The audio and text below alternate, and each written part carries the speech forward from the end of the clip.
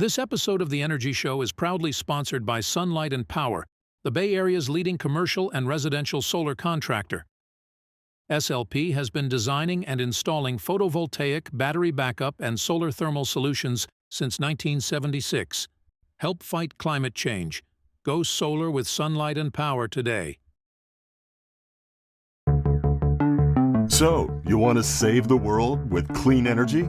Make money doing it? Confused about the economic and technical realities of residential and commercial solar, batteries, heat pumps, EVs? Want the real-world scoop on new energy technologies, not manufacturer hype? Then tune in to the Weekly Energy Show, hosted by Barry Cinnamon. Insights from Barry's 40-plus years in the solar and energy industry will help you understand the future ways we'll generate and consume energy.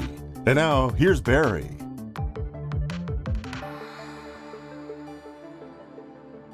Welcome to this week's Energy Show. Now, California's energy policies don't make a lot of sense to me. We have plenty of solar resources, plus an ostensibly environmentally friendly government, but we have almost the most expensive electricity in the country, and it keeps getting worse. Hawaii might be a little bit higher, but when you look at the peak rates, I think California's worse. Now, the utilities are supposed to provide affordable, reliable, and safe power. They're 0 for 3 on that basis. Now, I know political considerations have a big tendency to bias these policies, but I'd like to understand some of the economic rationale. So I reached out to an economist who's lived in California for half a century, since September 1974. So it's my pleasure to introduce Ahmad Faruqui as a guest on this week's show. Now, he's an economist at large at blending practical microeconomics with macroeconomic policies. Ahmad has a PhD and a master's from UC Davis, and he began his career at the California Energy Commission, very noble. But then he went over to the dark side at the Electric Power Research Institute. After that, he entered the world of consulting and eventually retired at a young age in 2021 from the Brattle Group, and he focused on energy, consumer prices, and policies. He's been very active, and this is how I kind of got in touch with him. He's out there promoting cost-effective energy policies, including energy efficiency, demand response, and distributed energy resources with a consistent focus on electricity pricing. So welcome to the show, Ahmed. Well, thank you very much. It's a pleasure. All right, good. Well, let's dive right in. Why is there such a mismatch between the California Public Utility Commission energy policies, subsequently we'll talk about it, the acronym is CPUC, and the simple goal of reliable, safe, and inexpensive electricity?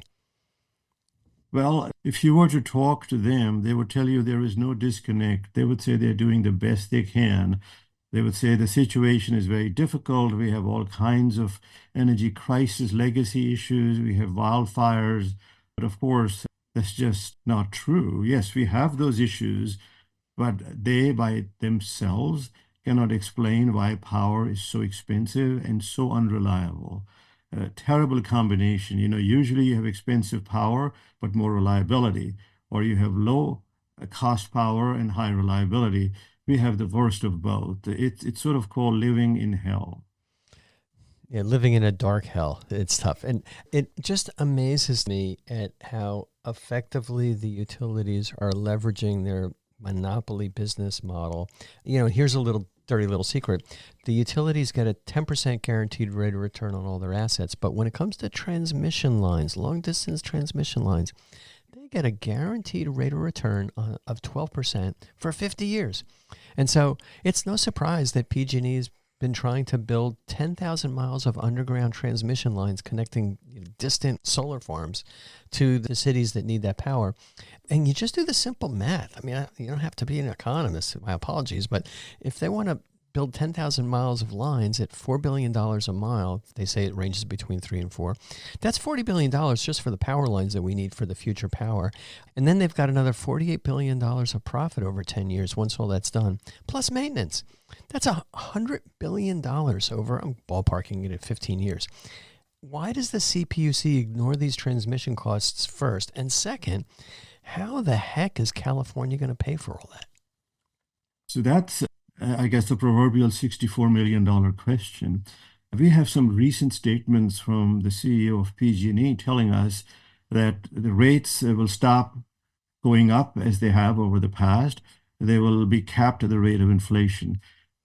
But that doesn't stand on the shoes of credibility at all because of the numbers you just cited. Now, one can debate what those numbers are, and I'm sure there are lots of different numbers floating around. But if you're going to underground the whole distribution network in many parts of the region, and if you're going to continue to say, well, large scale solar is good, but it's way out there, so we need more transmission, all of that is going to create chaos. Of course, they will tell you that they are regulated by the commission, and therefore there is public utility oversight. But even though that oversight is there, it has failed completely. We have rates that almost have doubled in less than 10 years. And so if that continues, either they will go bankrupt or the customers will go bankrupt. And one or the other, either one is pretty bad. I think the state came close to breaking up PG&E after all the crises over the last few years, but then all of that talk went away and PG&E went back to being, the big monopoly utility it always has been. It's not even well run. It would be one thing if it was large and a monopoly, but running smoothly. Executive compensation is at an all-time high. Records are being broken there, and they keep hiring new executive officers from around the country. And of course, everyone who comes here is given a huge sign-in bonus. And when the next crisis occurs and they're showed the door, they're given a big severance package. Now, who is paying for all of that? It is the customer. And sometimes I wonder, these initials, investor-owned utilities, IOU, I wonder if it really means I own you, and you being the customer. The customer is called a ratepayer. Now, what does that mean? And have you ever heard of a Nordstrom's or any retail business calling their customer a bill payer? I mean, you have to treat customers with respect. You have to focus on their needs, their priorities. Unfortunately, this natural monopoly business model puts a sort of like blinders over their eyes. Their only customer is the PUC.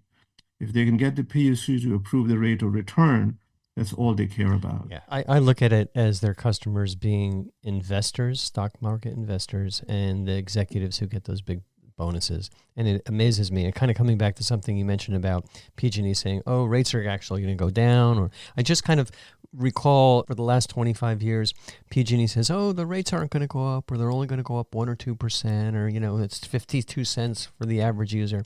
But then you compare that against reality. And if I had time, I would kind of do these projections. But we're seeing, I think, rates going up at easily an average of about 10% a year, maybe higher over the last 3 or 4 years. And it's going to continue as these investments are made. It just amazes me. We're that blind to all this. We haven't even accounted for the data centers, which is now supposed to double load growth in 10 years or 15 years and triple it by 2050. So when you think of all the new generation that will be needed, in addition to transmission, how can rates stay constant or be capped by the rate of inflation? And why do it now? Why didn't we do it 20 years ago? Why suddenly this epiphany? Well, the epiphany arrived because the public protest, the anger, is huge, and not just the public, but also among legislators. But they have some behind-the-scenes activity that prevents all of those new assembly bills from ever passing. They don't even take a vote on them, like AB 1999. I mean, there are lots of those. It's like there's a Dirty Harry movie here going on. Yeah. Well, the Dirty Harry movie, we're not using guns, we're using political contributions. And the reality is that the utilities and the IBEW, we did the research on this in conjunction with the Solar Rights Organization, but they're spending a ton of money to elect politicians and continue to contribute to politicians that are favorable to their policies. And you kind of mentioned that we almost managed to add some reality to PG&E 5 or 6 years ago when original fires happened and the second time they went bankrupt. PG&E continues to contribute enormous funds to politicians on their side. The IBEW and PG&E and the other utilities contributed $5 million to Governor Newsom's reelection campaign. And so it's absolutely no surprise to anybody that understands the impact of money in politics that as soon as that happened, Newsom turned into not Governor Newsom, but in my view, Governor No Son. And he's really whatever the utilities want, the utilities get. They got the PUC that they like, and they got Newsom's veto pen ready to go on any legislation that would be bad. And I'm talking a little bit about a ballot measure. What's the possibility of a ballot measure that would try and cap some of this? I think at one point it seemed it was imminent, but then it disappeared. I think it takes a lot of money to put a ballot proposition on the ballot. I still keep hoping that it'll come to pass. As far as the governor goes, I prefer Governor Nuisance. I mean, he's become, as the British would say, a bloody nuisance. He doesn't care at all about customers, which is shocking for a Democratic governor in a Democratic state who's thinking of potentially running for the presidential campaign at some point in his future, for him to be so averse to the tide of public opinion. I mean, how is that going to help him, run for the White House at some point? Where is common sense? Yeah. It amazes me, but the money has a lot to do with it. But let's shift gears a little bit. I'm sure you're familiar with the old 10-year-old Rocky Mountain Institute report called The Economics of Load Defection. They did two versions of this. One was load defection, one was grid defection. But I love the picture in this report of a fork in the road describing the two paths of electric grid evolution. And when I think about the fork in the road, I'm always laughing at Yogi Berra's quip, if you see a fork in the road, take it. But unfortunately, the state of California has taken the grid defection path without regard to what's going to happen. And the basic premise of this is an integrated grid is the better path with good net metering, customer solar and battery resources, vehicle to home, fair compensation for customer assets, low electric rates, high reliability, forward-looking, et cetera. That's the good way to do it, and rates are going to be lower for everyone. But we're moving down the grid defection path with no NEM, penalties for customer resources, excess utility spending to generate huge profits for the utilities, high electric rates, and then there's the concept of the death spiral kicking in. So what are your insights into why we're going down the wrong fork in the road?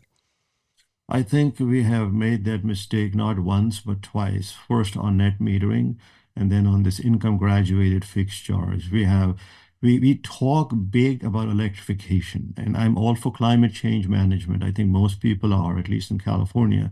I'm all for doing everything possible to lower bills, which is what Newsom talks about all the time. But the reality is they decided to essentially force customers to install battery storage, which is expensive, and to reduce the attractiveness of solar on April 15th of last year when they passed NEM 3.0, essentially doubling the payback period or something close to that, spread panic. Why? Why did they do it? Well, because they said large-scale solar is much cheaper than small-scale solar, and small-scale solar creates a cost shift from the poor to the rich. Well, some of the studies that they cite mentioned 5 cents a kilowatt hour is the cost of large-scale solar. And maybe at home, if you put solar, it's 15 cents. I'm just using some round numbers here. So by a factor of 3 to 1, you should be going for the large-scale solar. Okay, so then why are you selling power at 45 cents a kilowatt hour if the large-scale solar costs only 5 cents? That's a multiple of 9x. So there's a lot of chicanery and doublespeak going on here, enough to confuse the average person, but it's very transparent to those of us in the business as to what's going on. There is no return to the utility if the customer puts a solar panel on their roof. They lose revenue, they lose profits as well. But if they have the asset in the ground, either large-scale solar or the transmission line or whatever, they get the 10 or 12% on it. So why doesn't Newsom see that and realize that? I think going back to the RMI report, the idea you triggered in my mind is what an executive of a very large Midwestern utility told me. He retired recently. And people are usually much more open after they retire because they have been, as he put it, inside the bowels of the beast. What he said to me was no industry has stayed a natural monopoly forever. No industry, whether it's telecom or whether it's the railroad or whether it's anything. And so why would electric utilities be any different? But they refuse to accept it. And when you bring up these issues, they say, oh, that's the death spiral. I was told at a conference during my dark days, so to speak, that I couldn't use the term death spiral I couldn't use the term disintermediation. I said, what's going on? That's the reality. That's what we are all looking at. Oh, these are profanities. They are not allowed in an Edison Electric Institute conference. Good. So, Yeah. I mean, they are essentially not doing themselves a service either, or their shareholders, because why hide? I mean, why fight change? You need to get ahead of change, not fight it.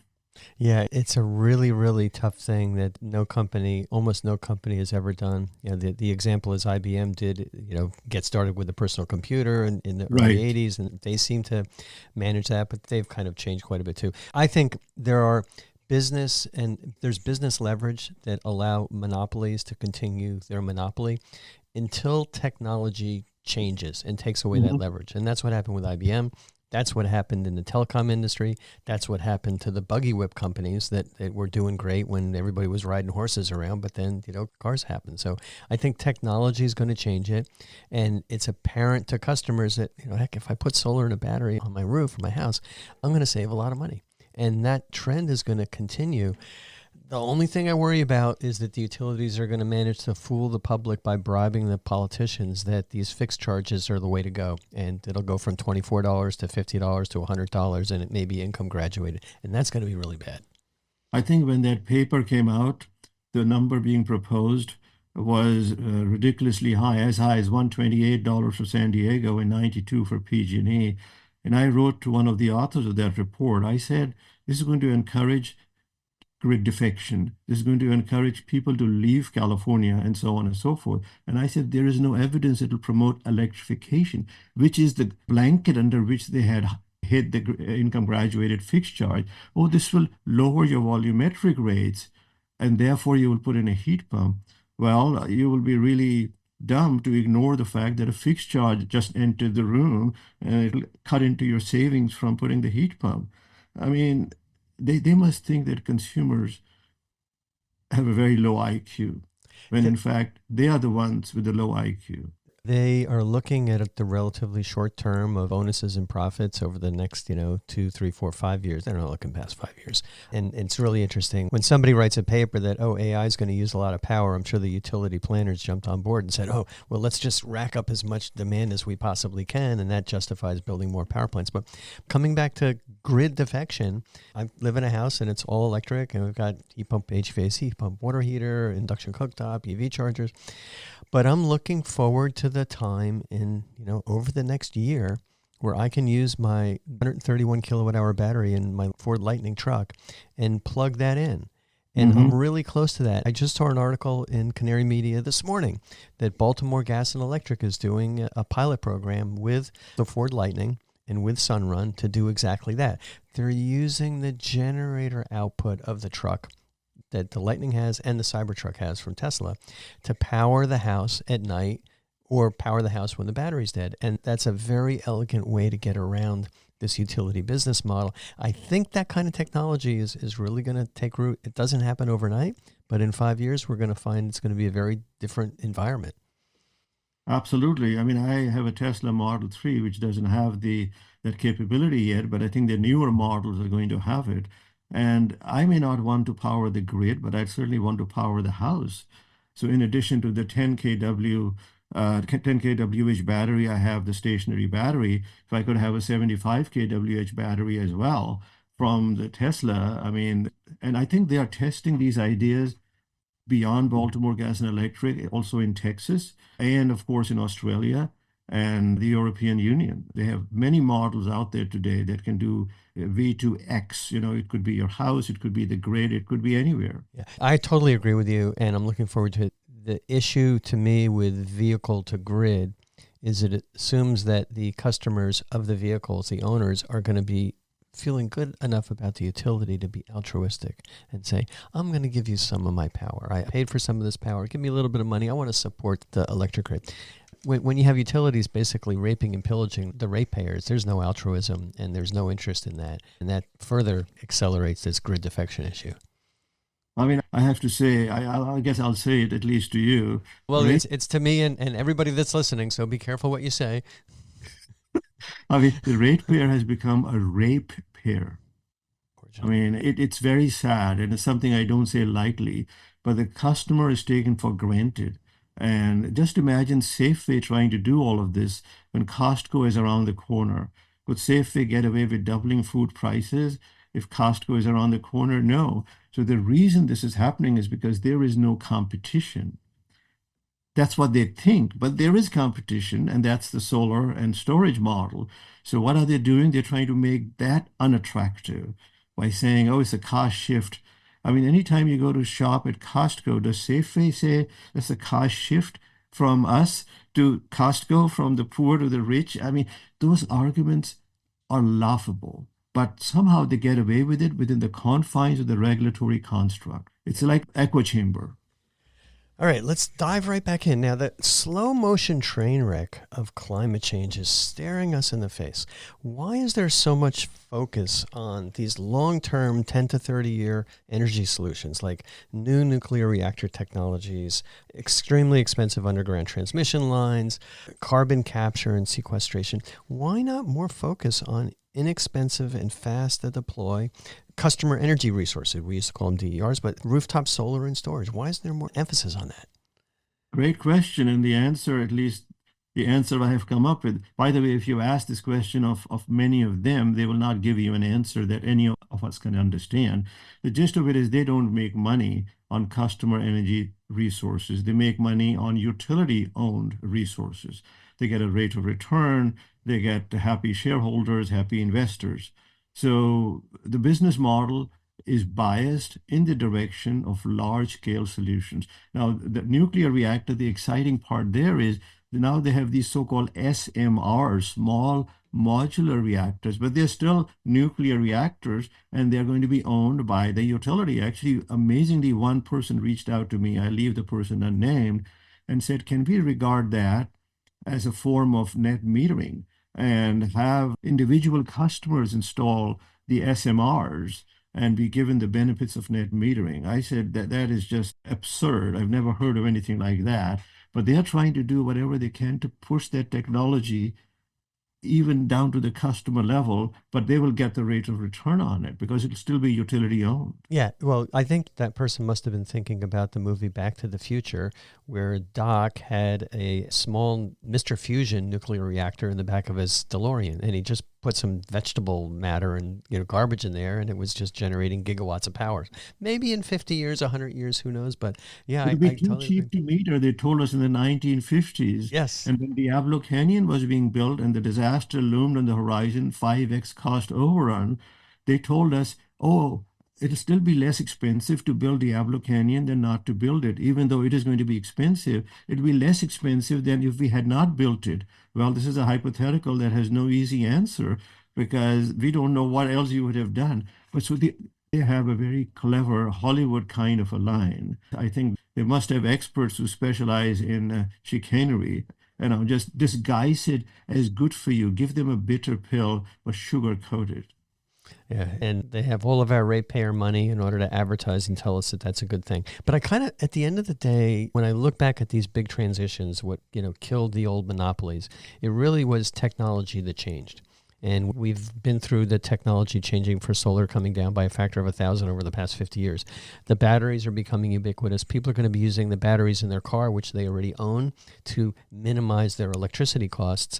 And, that's going to take another 5 or 10 or 20 years. But there's no doubt in my mind that it's the same thing that happened to the telecom industry. And it's the same thing that eventually killed the buggy whip and the stable companies when cars came out. But it's going to take time, and that's frustrating, but that's reality. I think the technology change you're talking about will change their mindset because right now what we have is they have a negative attitude towards customer solutions that they don't put in the rateways. They would be more than happy if they were allowed to put the solar panels on our houses into their rateways. In other words, if they also had a natural monopoly on solar, solar would become the best thing possible. A good friend of mine was on the board of PG&E for many, many years, and he explained to me the reason why the utilities don't own those resources, whether it's on a home or on a big warehouse, and is they're not able to make enough money on it because the customers are going to want some kind of lease payment, and the utilities don't want to pay what makes it worthwhile for the business or the warehouse or the home to own that, and at least in California, it's not working.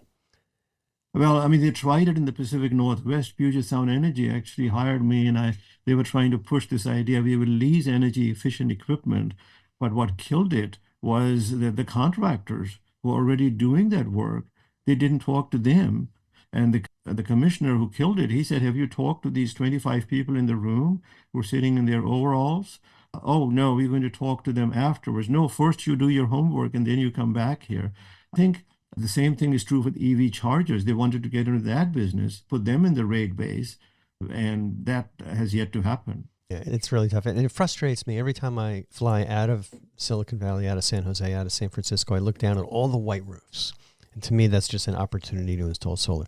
But then the roofs are all white. And then I land in Newark, New Jersey, and all the white roofs are blue because Public Service Electric and Gas, the New Jersey utility, they actually do want to have solar installed on a lot of those big flat warehouse rooftop buildings. And they're going to generate more power on the roof than the building will use it, but the grid will pay them a reasonably fair amount for that extra power.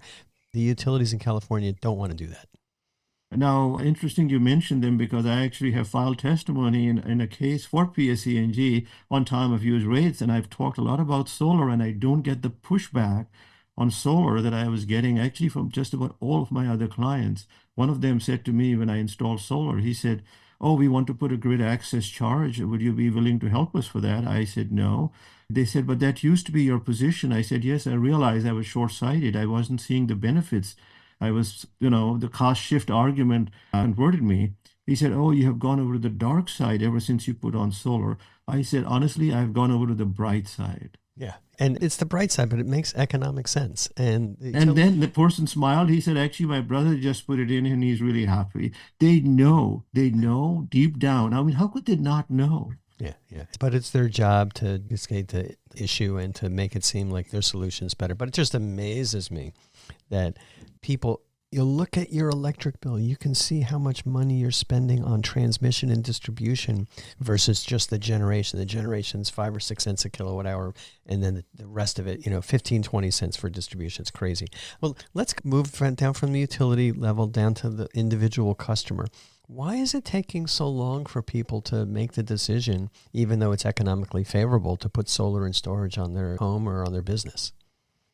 I think it's expensive, and people, for some reason, are not willing to take a longer view of their energy bills. I mean, like one of my neighbors who doesn't have it, he has high bills. He talks to me, and I said, "Why don't you think of putting solar?" I mean, 6 of the 10 homes now have solar in our court.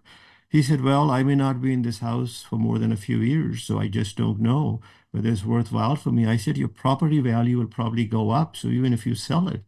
But there's hesitation, and it's not a money issue because he's spending money on Teslas and everything else. He has converted his garage into a gym. So partly it's a question of people not understanding that any investment takes time to give you a return. Partly they don't realize their bills are going to keep on going up and up. And maybe, who knows, some people don't even look at their bills. I have had people, friends, neighbors, etc., have me walk them through their bills. They can't understand it. It's so opaque. But it is rising. I mean, a friend in Texas just yesterday reached out to me. His bill is $100 a month. I said it may not make much sense for you because rates are really low in Texas just yet, but he's still interested. He knows I'm pushing on it. He said, maybe I should do it too. I think we need more education and awareness. And then there is this issue that there are some salesmen from the solar industry who, are bad actors, and people are scared of suddenly being ripped off.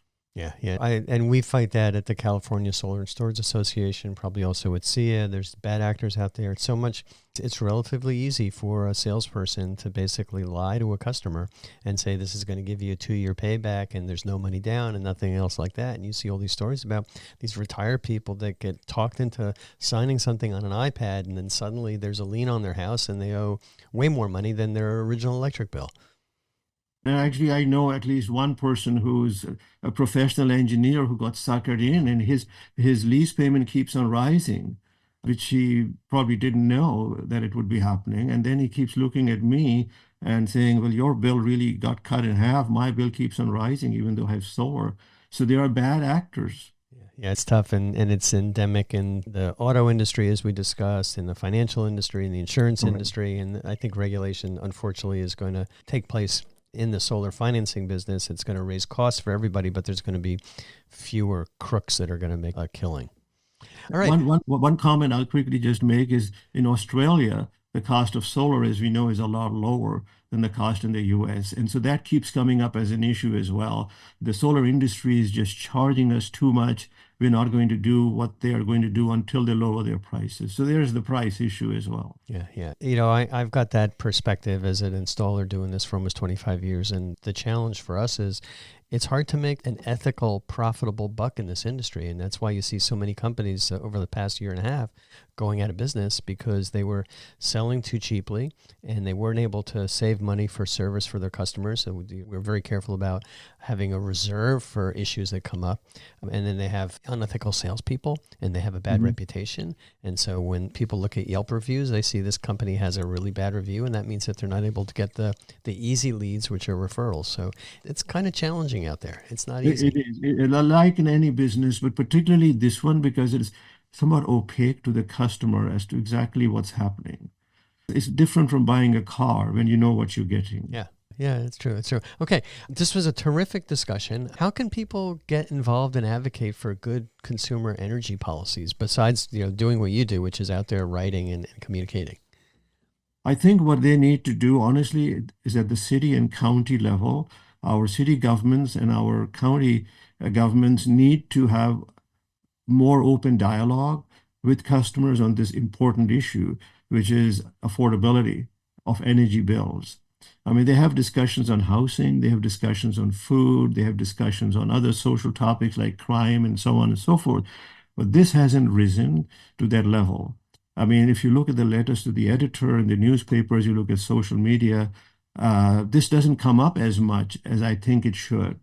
And that's even before we get into electrification and climate change. It's simply the issue of affordability. They're being told, oh, it's not affordable because some people, the wealthy people, are putting solar, and that's why your rates are high.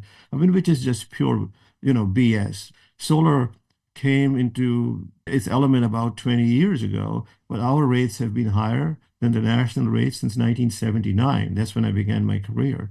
And since that point on, with Diablo Canyon and numerous blunders happening and movies being made about the utilities, this has been going on. So, and they know it too. So what do? They blame it on solar, which is again very short-sighted and probably suicidal for them. But it's a long delayed suicide, and it's profitable in the meantime. So they're going to continue to do it. And I think they see the end is coming. The end is near. It's like the imperial age will be ending soon, and it'll be a democratic, customer-driven revolution. They're not ready for it.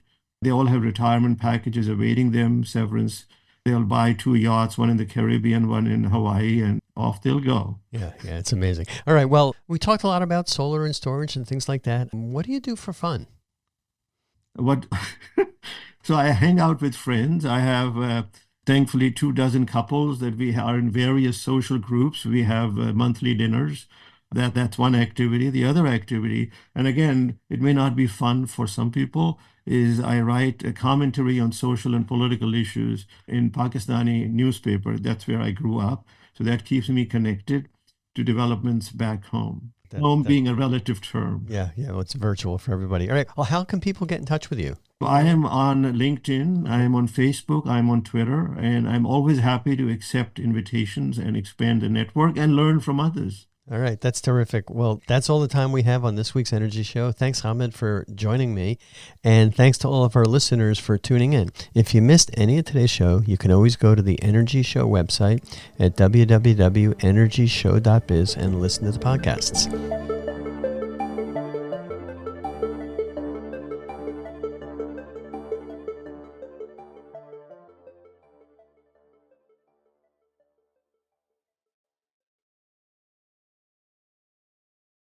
This episode of The Energy Show was proudly sponsored by Sunlight and Power, the Bay Area's leading commercial and residential solar contractor. SLP has been designing and installing photovoltaic, battery backup, and solar thermal solutions since 1976. Help fight climate change. Go solar with Sunlight and Power today.